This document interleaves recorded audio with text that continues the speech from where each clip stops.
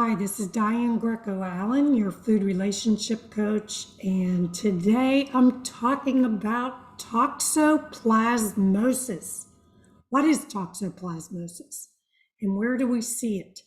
And why is it so important to know about this? Well, toxoplasmosis, this is from the CDC, is an infection caused by a single-celled parasite called Toxoplasma gondii. Has nothing to do with Gandhi, but Toxoplasma gondii. It's found throughout the world. 40 million people in the US would be infected with it, and it's a parasite. So what about this parasite, and where would you see this? So it can persist for a long period of time in human bodies and animals, all right? So even a lifetime. Sometimes people don't have symptoms, but their immune system is affected. So it can cause like a little bit of a depression with your immune system. Pregnant women and individuals who have compromised immune systems should be cautious. I'm going to say everybody should be cautious. Toxoplasma infection could cause serious health problems if not addressed. Okay, and normally we don't know if there's anything that really can break this down other than your own innate immune system. So you want to build up your immune system, but we're going to learn where this comes into play. Toxoplasma can be in eating undercooked contaminated meat, especially pork, lamb, venison, or shellfish, oysters, clams, or mussels. So remember that when you go out to eat those raw foods, that sometimes you might be ingesting things that your body's not ready or set up. If you have poor stomach pH and your immune system and your gut lining is worn down, you may have trouble addressing these issues with any kind of any kind of these little parasites. Accidental ingestion of undercooked contaminated meat or shellfish after handling them and not washing your hands thoroughly. So cannot be absorbed through intact skin. But what about broken skin? Or, like you said, here we are again with situations. A lot of people go out and eat sushi, and maybe they're eating tons of sushi, but to tell you the truth, it may not be as much as the infection of the handling with the people. Could be that, could be what's going on. I suggest that everybody go through food handling.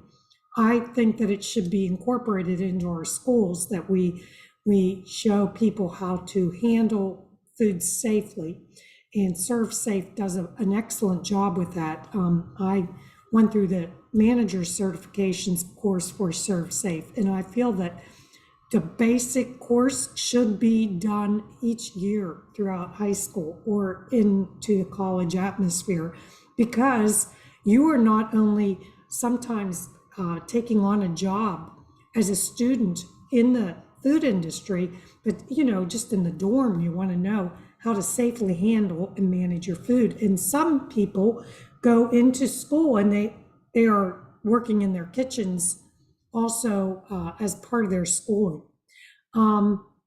So eating food that was contaminated by knives, utensils, cutting boards, and other foods that have had contact with raw contaminated meat or shellfish. Okay, now that is another way to look at things, because if you have utensils, and that is that cross-contamination, they have different, cutting boards that you can use for the meats and the fishes, and then also your vegetables and whatever else, or fruits, whatever you're cutting. And when you start cross-contaminating, that can get, that parasite can get into other places. Drinking water that's contaminated with Toxoplasma gondii. Now, that's really tricky. And I want to say, a lot of people said, oh, we grew up drinking water out of one of your faucets or whatever. You were drinking your water out of hoses that were laying around. Guess what? Those little freaking parasites can be in that little tube that you were playing around with and just drinking out of, because if any water sat in there, or if it was in an unsanitary place, because once water starts sitting around, things start populating, okay? So just think about that, that all that stuff that people put out on the internet about, oh, well, we grew up like this and nothing ever happened. Meanwhile, they had to have surgery on their intestines, or they had their appendix out, or all this other freaking things happened. And they're just pretending like, oh, no, we were fine. No, you weren't.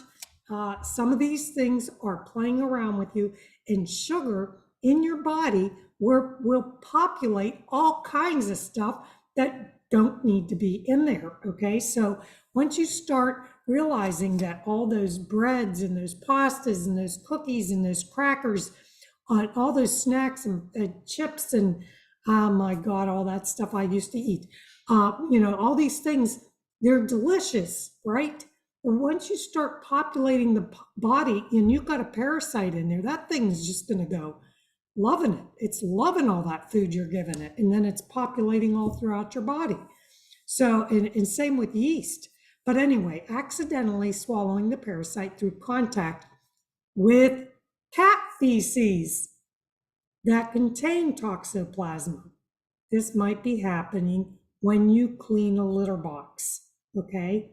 So cats can carry these types of parasites. Touching or ingesting anything that has come into contact with cat feces that contain toxoplasma.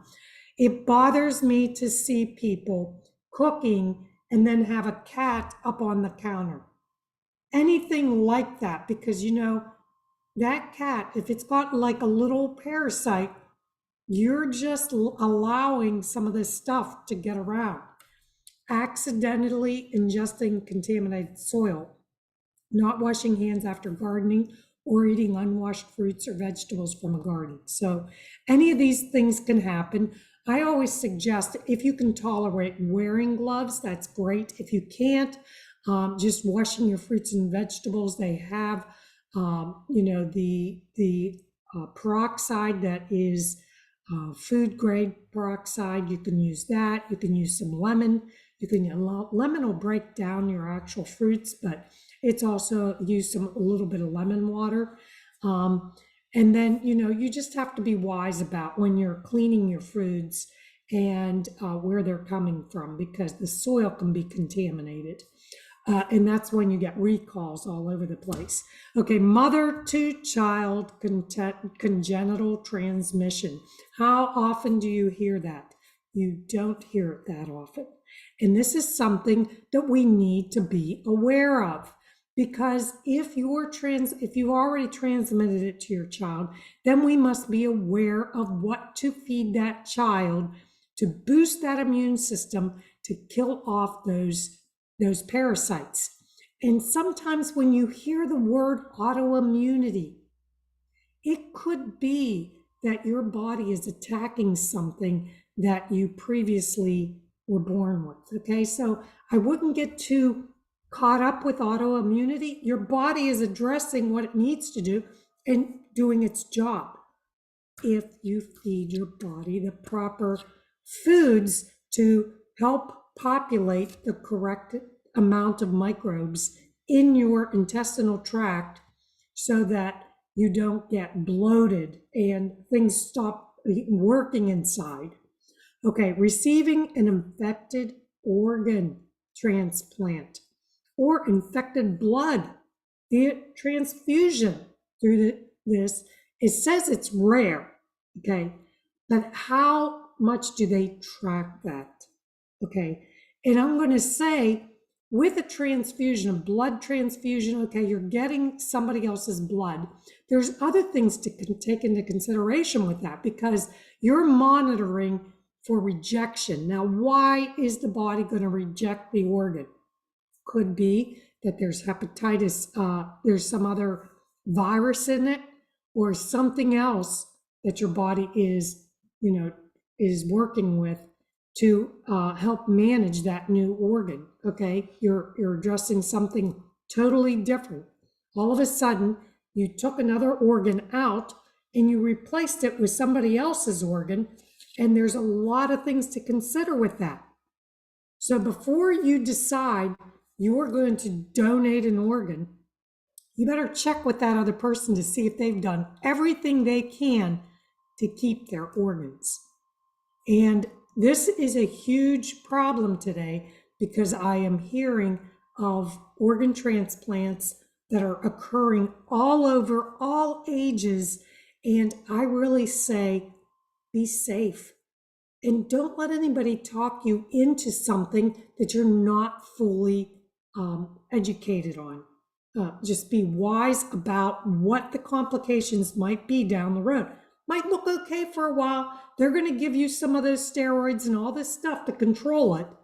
So it looks like it's okay.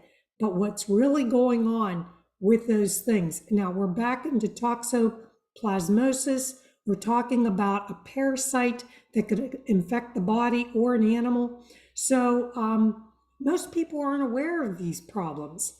They can feel like they have the flu. They get swollen lymph glands, muscle aches and pains. They can last for months or longer. This can damage your brain, eyes, other organs, and you can get an acute infection from this. And so it can get reactivated. So severe toxoplasmosis is more likely in individuals, they keep on saying, they have weak immune systems, though occasionally even persons with healthy immune. That's why I say it's across the board. This is something we need to address. Signs and symptoms of ocular toxoplasmosis can include reduced vision, blurred vision, pain with bright light, redness of the eye, and sometimes tearing. Ophthalmologists sometimes prescribe medicine to treat active disease. Whether or not medication is recommended depends on the size of the eye lesion, so they develop lesions, the location, the characteristics of the lesion, acute, active versus chronic non-progressing. Ophthalmologists are looking out for your vision. Okay, now if you're getting a lesion in your eye, there's multiple reasons why you might get a lesion. Now, my mother had multiple types of things going on with her eyes, and excuse me, and she had ovarian cancer. Her issue was that she was developing little areas on the bottom aspect. There are all kinds of things that you can see. Other things that can occur are viruses in your eye, and they can block the tear ducts, and there can be all kinds of issues. When you start seeing things on the eyes, if you have cats in the house, or if you're dealing with some other thing that maybe it's food handling issue or whatever it is, improperly cooked food or whatever, just make your doctors aware of what's going on in your home. Most infants who are infected while still in the womb have no symptoms at birth, but they may develop symptoms later in life. A small percentage, of infected newborns have serious eye or brain damage at birth. Okay? Excuse me. Infants born to mothers who are newly infected with Toxoplasma gondii during or just before in pregnancy, they can develop severe toxoplasmosis. Persons with severely weakened immune system, such as individuals with AIDS, those taking certain types of chemotherapy, and those who have recently received an organ transplant. We covered that. Okay, so what do? I'm going to say, coming from a place of food is medicine and herbal type remedies and other supplements that you can help to boost not only your 70% of your immune system is inside your gut, from your mouth all the way down. And so you want to heal everything in that area, your stomach, your throat, your everything where you're swallowing your food, your esophagus. You want all of that to be healed. Because if it is not healed and you are under a lot of stress, you are more likely for these things to populate and repopulate and cause danger and damage to your body. So what you do is, how can I prevent it? We're going to cook our foods to the degree they need to be cooked.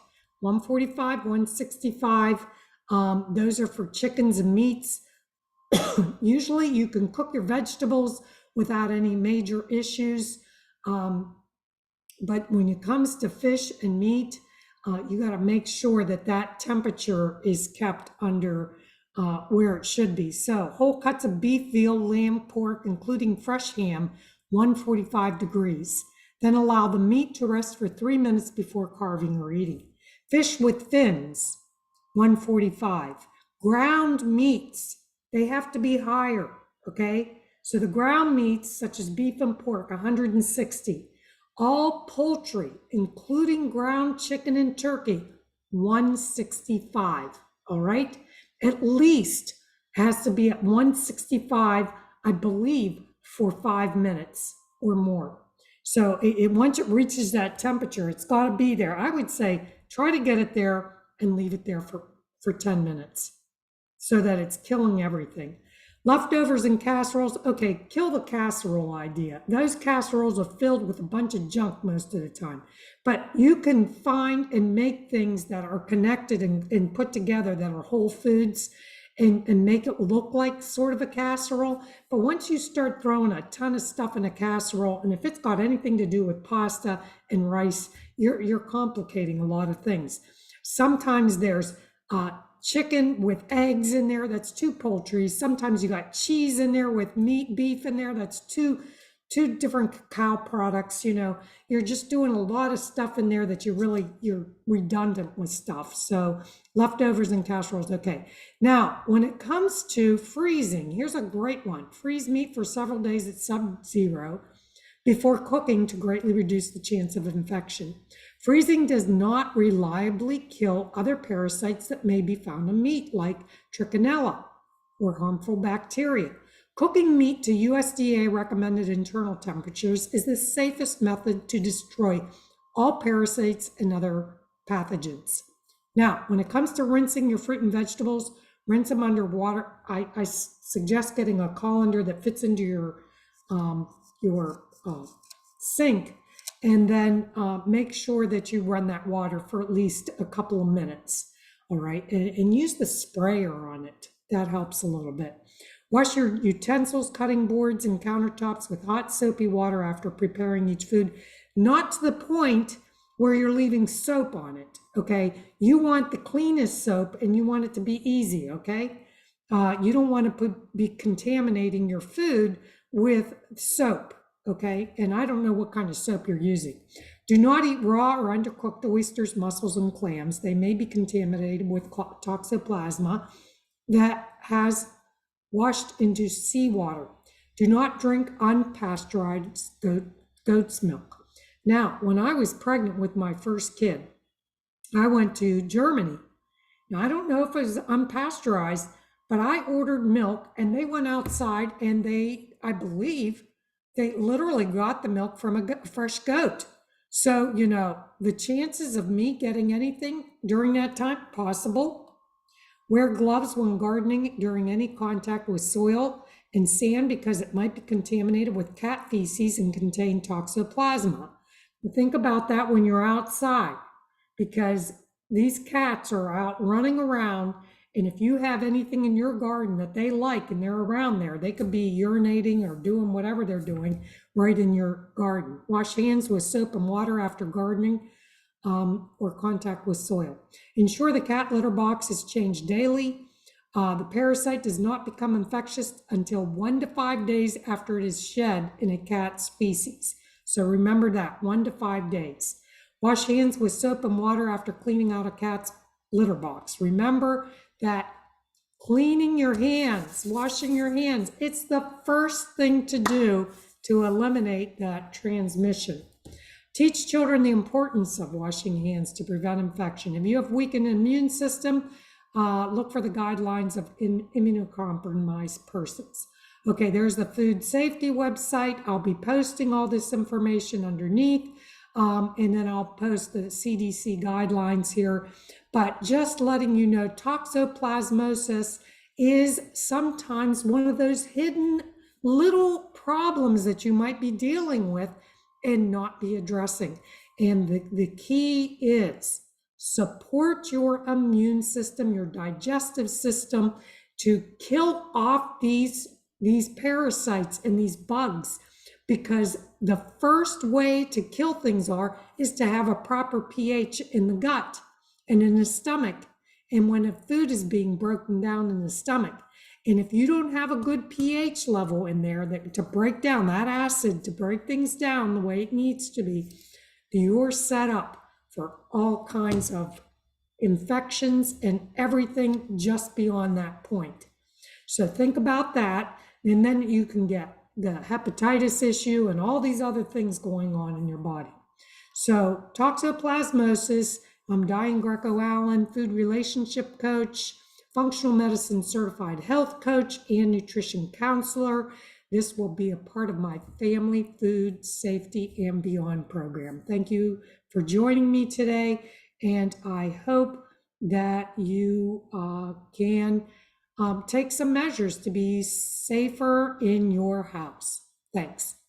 Bye.